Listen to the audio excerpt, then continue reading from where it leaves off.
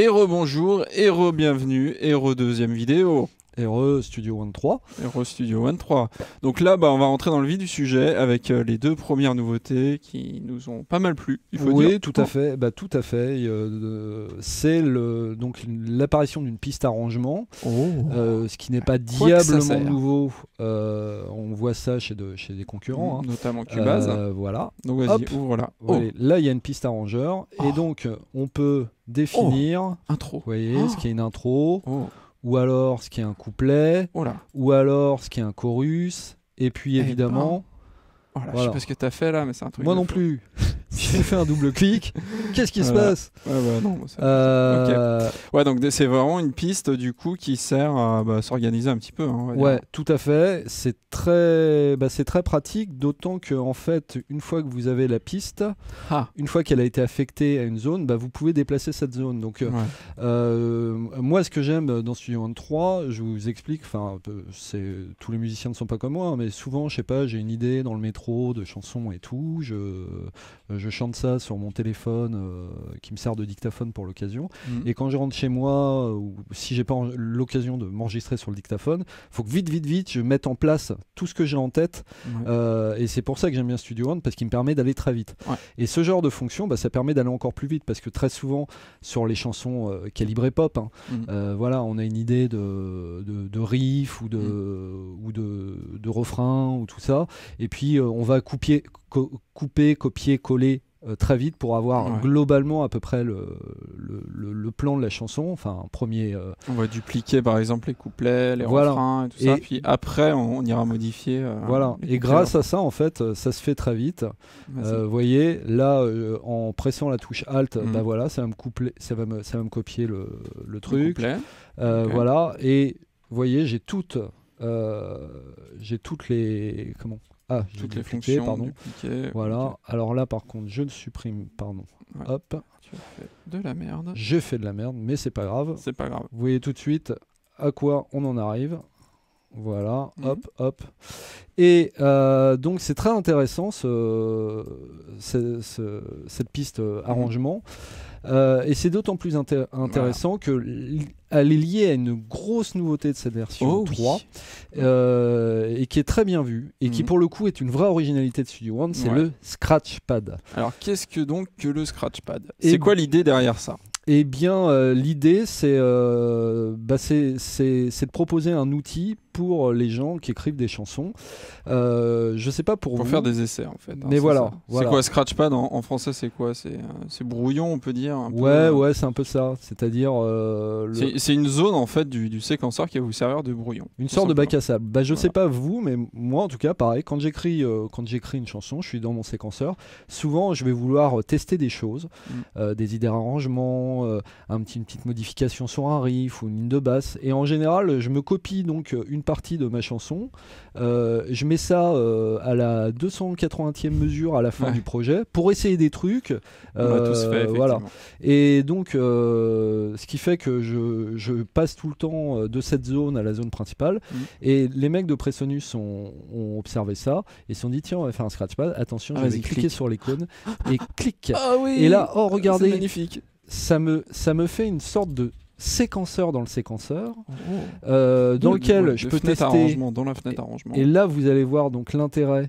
Donc imaginez. Donc là, qu'est-ce que tu as fait? Tu as pris le couplet, tu l'as glissé dans le Scratchpad. Si je veux essayer une variation dessus, je le coupe comme ça. Enfin, je le duplique comme ça dans ce Scratchpad. Je fais les modifications qui m'intéressent. Hop, voilà, toc. Enfin, je vis ma vie. Et puis, une fois que j'ai fini, je peux le rebalancer. Donc, alors, je peux le rebalancer comme ça dans ma chanson si j'en suis content. Mais je peux aussi le balancer dans un nouveau Scratchpad, parce que en gros des Scratchpads, vous allez voir, on peut en avoir autant qu'on veut. On peut même les renommer. Voilà. Et c'est vraiment bien vu, parce que à une époque où on utilise notamment, enfin moi personnellement pour les batteries n'étant pas batteur, j'utilise beaucoup de batteries virtuelles, et les problématiques avec les batteries virtuelles, mais avec tous les instruments virtuels en général, hein, c'est que en fait, faut introduire des variations pour que ça sonne naturel. Parce que le mec jouera jamais 2 fois le même break, jamais 2 fois le même rythme. Et voilà, les scratchpads, c'est très pratique pour faire ce genre de variation. Effectivement. Pour pas avoir tout à fait la même mise en place, le même jeu. Donc voilà, c'est très très bien foutu. Donc ça c'est vraiment une super idée et qu'on n'a pas vu dans les autres séquenceurs, quoi. Oui, voilà, et donc c'est ce qui est marrant, moi ça m'a fait penser un peu à ce qu'on avait dans Traction. Je sais pas si vous vous souvenez, il y avait la possibilité d'imbriquer comme ça les projets, d'avoir des sous-projets dans un projet. Mais c'est beaucoup plus ergonomique, beaucoup plus intuitif. On n'a pas à rentrer dans un autre projet. Exactement. Et c'est très complémentaire d'un autre truc qu'il y a dans Studio One qui s'appelle les Music Loops et qui permet pour le coup d'avoir des mini-projets à l'intérieur d'une boucle. Donc non, vraiment, chapeau bas, c'est pour ça qu'on aime Presonus, c'est pour ce genre de truc. Chapeau long, monsieur. Et autre dernière nouveauté, j'allais dire, sur ce qui concerne le sequencing, tout ça, c'est l'apparition des notes FX. Ah ouais, c'est comme dans Cubase, quoi. Voilà. Alors ça s'appelle. Alors attention, ne pas confondre. C'est-à-dire que c'est. Tu veux faire quoi où suis-je? Je cherchais mon onglet parcourir. S'agit pas. C'est pas comme dans Cubase. On n'a pas d'effet ou dans Traction des effets au niveau de la note même. Pour ça, c'est assez mal nommé. En fait, c'est ni plus ni moins que des effets MIDI. Voilà. C'est un nom un peu plus sexy, quoi. Qui sont d'ailleurs dans les instruments. C'est des effets. Ils sont dans les instruments. C'est logique. C'est logique. Mais c'est vrai que c'est des effets instruments, c'est un peu compliqué. Alors il y en a 4, c'est ça? Voilà, un arpégiateur. Alors explique-nous, l'arpégiateur. L'arpégiateur, voilà. Alors rien de très. Je vais charger les presets pour vous montrer. Rien de très hallucinant. Voilà. On a. Alors oui, mais si je te mets pas. Si je te mets-le sur un instrument peut-être. Oui, ça va. Allez. Alors, hop, je vais. Ah, mais bon, là tu spoil aussi. Ouais, tu mets le Morito. Je vais mettre le Morito pourri. Hop, alors. Oh, c'est magnifique. Vas-y, joue un truc un peu plus. C'est horrible. C'est stressant, hein. En plus, attends, déclic sur Hold parce que là, on peut plus l'arrêter là. Alors, voilà, pardon. Voilà. Quelle horreur.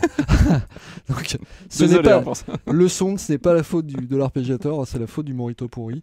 On y reviendra. Non, l'arpégiateur est vraiment, voilà, enfin, il a rien d'extraordinaire. Il est très bien. Il propose toutes les fonctions qu'on attend de ce genre d'outil. Vous voyez, vous pouvez aller jusqu'à 64 pas. Voilà. Rien d'extraordinaire. C'est un truc qu'on n'avait pas avant et qu'on est content d'avoir avec maintenant. le swing, tout ça, et ça gère aussi donc le gate. Et ça, c'est assez intéressant. Vous défilez comme ça, voilà, c'est cool. Encore plus le quarter. Encore plus banal, le quarter. C'est quoi? C'est un truc qui vous permet d'assigner à une note, de faire des accords assez complexes en appuyant sur une seule touche. Voilà. Quand on est nul comme nous, c'est parfait. Voilà. Voilà, bon, c'est. En même temps. Oui, mais en même temps, le Morito pourri est monophonique. Voilà, donc c'est une démo de merde. Donc voilà, je suis désolé, je n'aurais pas dit. Mais vous avez compris le principe. Je voulais pas spoiler, mais de toute façon, on s'en fout des démos audio sur les effets MIDI. L'input filter, pardon. C'est quelque chose qui permet en fait de filtrer tout simplement les messages MIDI, c'est-à-dire lui dire écoute, tu prends pas ce qui est au-dessus de telle vélocité ou et en dessous de telle autre vélocité, entre telle note et telle note. Encore une fois, c'est un utilitaire qui peut être pratique. Et le repeater, c'est ni plus ni moins qu'une sorte de délai MIDI. C'est-à-dire que la note qui est jouée, il va la répéter suivant certaines modalités. Cool. Donc là, par contre, ça devrait marcher. Attention. Alors on a dit que ça marchait, on n'a pas dit que c'était beau. C'est terrible.